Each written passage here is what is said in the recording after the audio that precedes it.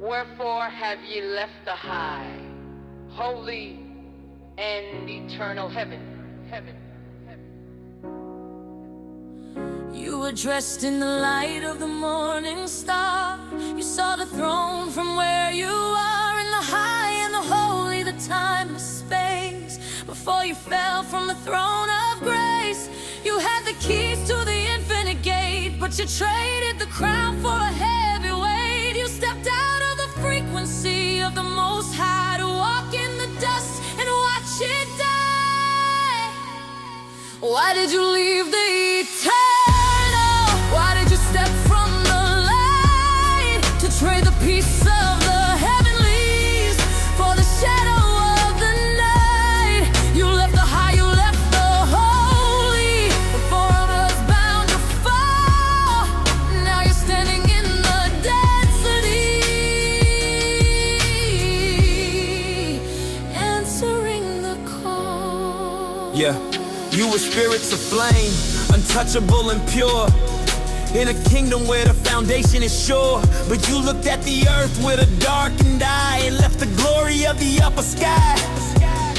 You stepped into the hallway of the flesh and the bone, forgetting the sound of the holy throne. Now the question is ringing through the ages of time: why did you leave the mountain you were meant to climb? It was high,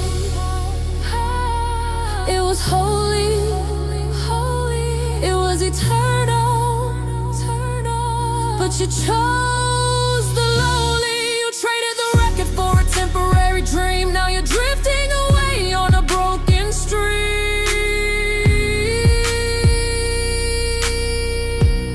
Why did you leave the eternal? Why did you step from the light to trade the peace of the heavenlies for the shadow of the night?